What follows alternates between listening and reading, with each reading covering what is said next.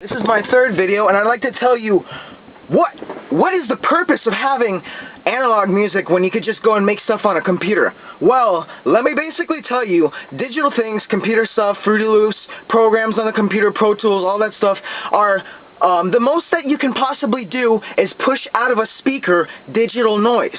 That's what you call it, digital noise. It's limited to certain frequencies of the ear spectrum, the spectrum of sound. I'm sorry, I don't know the right words. But when you have analog music, analog meaning anything that has knobs, where in the back of the thing there's a thick plug. That's carrying analog sound. We got digital sound coming through the speakers, coming through headphone jacks, whatever. You have analog sound. Now, analog sound, when you convert analog sound to digital, like when you record it onto a speaker, you should get like the acoustics of the room that would sound from an analog sounding, like the wow.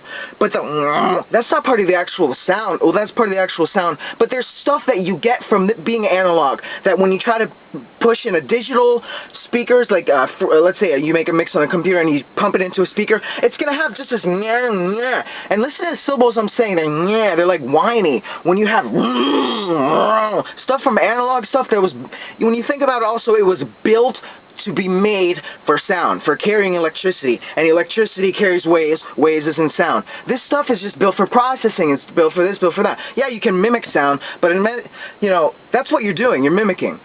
Every song that I'm heard on the radio, I've been able to classify into digital or analog because I swear to God, I know the difference.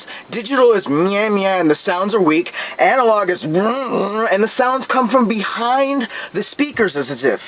It's like as if, yeah, the speakers are playing noise, but along with the noise, there's accompanying sound. Basically, the bottom line is if you want to be a DJ that's remembered and the shit that's like, wow, that's catchy, this is going straight to the radio. I'm talking about producer, radio stations that are like, okay, this is a hit, this has got to go to the radio. Stuff like,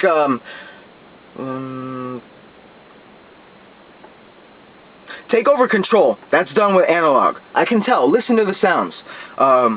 Bulletproof was made with analog. You can listen to the sounds. The little beats, they have like this scratchy, like... Okay, part two, because forget what I was just about to say. Here's part two about analog versus digital.